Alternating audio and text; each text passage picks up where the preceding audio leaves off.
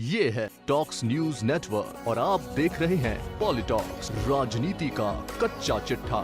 नए आईटी नियमों की पालना को लेकर केंद्र की मोदी सरकार और सोशल मीडिया प्लेटफॉर्म ट्विटर के बीच विवाद जारी है। इसी बीच शिवसेना के मुखपत्र सामना ने सोमवार को अपने संपादकीय में मोदी सरकार पर जबरदस्त तंज कसते हुए कहा कि ट्विटर ने अब भाजपा का राजनीतिक हित खो दिया है और यह केंद्र की बीजेपी सरकार के लिए एक बोझ बन गया है।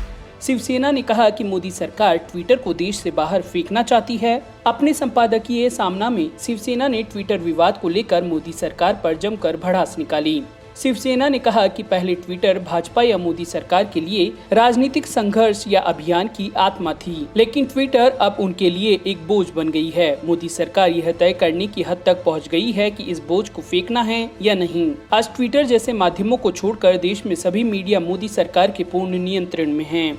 संपादकीय का मानना है कि ट्विटर ने भाजपा के राजनीतिक हित खो दिए हैं, क्योंकि विपक्ष ने उनके कथित झूठे प्रचार का जवाब देना शुरू कर दिया है। आइए आप भी जानिए सामना के संपादकीय में शिवसेना ने सोशल मीडिया के उपयोग को लेकर कैसे मोदी सरकार की पूरी पोल खोली है। सामना में लिखा गया कि हिंदुस्तानियों के लिए ट्विटर कोई जीवन आवश्यक वस्तु अथवा आवश्यक सेवा नहीं है। दुनिया के कई देशों में लोग ट्विटर का ट भी नहीं जानते हैं। चीन, उत्तर कोरिया में ट्विटर नहीं है। अब नाइजीरिया ने भी इस सोशल मीडिया को अपने देश से खदेड़ दिया है। ट्विटर को लेकर अब हिंदुस्तान में भी तूफान खड़ा हो गया है। कल तक इस ट्विटर का महत्व भाजपा या मोदी सरकार के लिए उनकी राजनीतिक संघर्ष या अभियान की आत्मा थी। ट्विटर अब भाजपा के लिए बोझ बन गया है और इस बोझ को फेंक दिया जाए, ऐसा फैसला करने की हद तक मोदी सरकार पहुंच गई है। देश के सभी मीडिया, प्रचार प्रसार माध्यम आज मोदी सरकार के पूर्ण नियंत्रण में आ गए हैं, लेकिन ट्विटर जैसे माध्यम निरंकुश हैं। उस पर मोदी सरकार अथवा भाजपा का नियंत्रण नहीं है। हिंदुस्तान का कानून उन पर लागू नहीं होता। सूचना और प्रौद्योगिकी मंत्रालय ने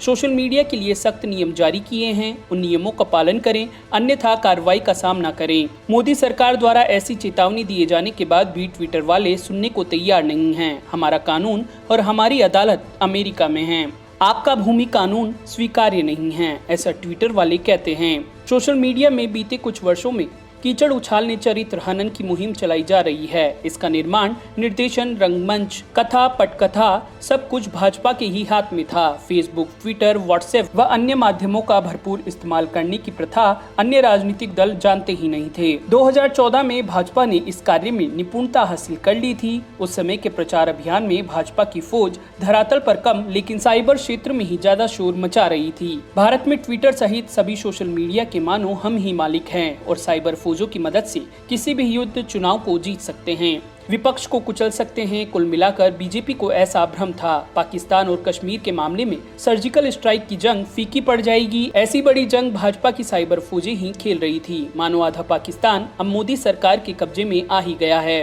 निकट भविष्य में कराची और इस्लामाबाद पर जीत का परचम लहराने की तैयारी चल रही है। ऐसा माहौल भाजपा की साइबर फौजों ने तैयार कर दिया था। ऐसे ही माहौल गर्म करके उत्तर प्रदेश जैसे बड़े राज्यों के चुनाव जीते और ऐसा करते समय राजनीतिक विरोधियों की यथासंभव बदनामी की जा रही थी। उस समय ट्विटर व फेसबुक पर राहुल गांधी के लिए जैसे आपत्तिजनक शब्दों का इस्तेमाल किया गया, वह किन नियमों के अंतर्गत आया? मनमोहन सिंह जैसे वरिष्ठ नेता के लिए कौन कौन से विशेषण लगाए? राजनीति और समाज सेवा में जीवन बिता चुके उद्धव ठाकरे से लेकर ममता बनर्जी, शरद पवार, प्रियंका गांधी, मुलायम सिंह यादव आदि राजनीतिज्ञों के खिलाफ इस ट्विटर आदि का इस्तेमाल करके चरित्र हनन मुहिम चलाई गई। जब तक ये हमले एक तरफा ढंग से चल रहे थे, तब तक भाजपा वालों को गुदगुदी हो रही थी, लेकिन अब उनकी साइबर फौजों के सामने विपक्ष ने उतनी ही क्षमतावान साइबर फौजों को तैनात करके हमले शुरू किए तो भाजपाई खेमे में घबराहट मच गई। पश्चिम बंगाल चुनाव में तृणमूल कांग्रेस की महुआ मोइत्रा और डेरेक ओब्रायन ने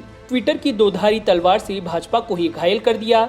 बिहार चुनाव में तेजस्वी यादव ने ट्विटर के जरिए मोदी और नीतीश कुमार का पर्दाफाश किया। राहुल गांधी और प्रियंका गांधी इसी ट्विटर के जरिए मोदी और उनकी सरकार को जोर का झटका धीरे से देते रहते हैं और इस पर देश भर में प्रतिशत देखने को मिलता है। जिस तरह से उपराष्ट्रपति नायडू के ट्विटर अकाउंट से ब्लू टिक हटाते ही सरकार ने ट्विटर से झगड़ा शुरू किया। इस पर राहुल गांधी ने शुद्ध हिंदी में ट्वीट किया कि ब्लू टिक के लिए मोदी सरकार लड़ रही है, कोविड टीका चाहिए तो आत्मनिर्भर बनो।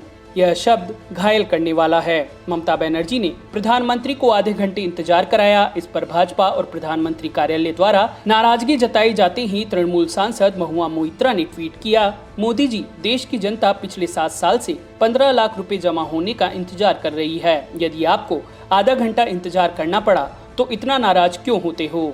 ये और ऐसे अनेक शब्द बाण सरकार अथवा भाजपा पर छोड़े जा रहे हैं और भाजपा इस पर नाराजगी जता रही है।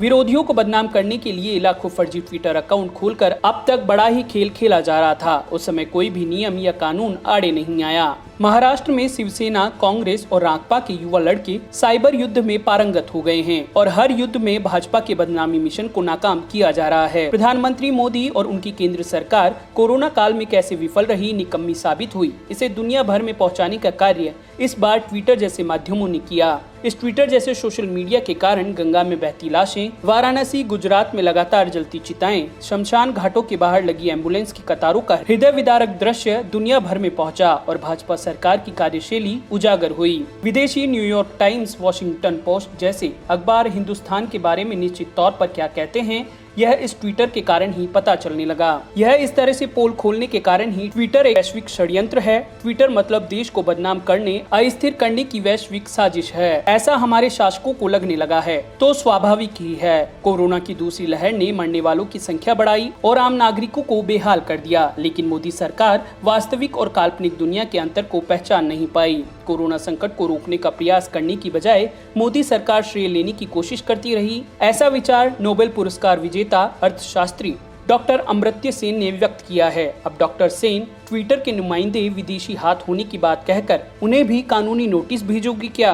भाजपा के लिए ट्विटर का राजनीतिक महत्व खत्म हो गया है, क्योंकि भाजपा विरोधियों ने इन माध्यमों के कोने कोने पर कब्जा जमाकर भाजपा के झूठे प्रचार का जवाब देना शुरू कर दिया। जैसे कुतेसा की तर्ज पर घमासान चल रहा है और कई जगहों पर ट्विटर के रण क्षेत्र से भाजपा, उसकी सरकार को पीछे हटना पड़ रहा है और उनकी ट्विटर सेना में भी भगदड़ मच गई है। ट्विटर का दुरुपयोग और कुछ और बातें हैं ही, लेकिन इन्हीं दुरुपयोगों का इस्तेमाल कर भाजपा और मोदी 2014 में विजयी हुए थे। यह किन नियमों में बैठता था? पॉलिटॉक्स ब्यूरो, दिल्ली। ये है टॉक्स न्यूज नेटवर्क और आप देख रहे हैं पॉलिटॉक्स, राजनीति का कच्चा चिट्ठा।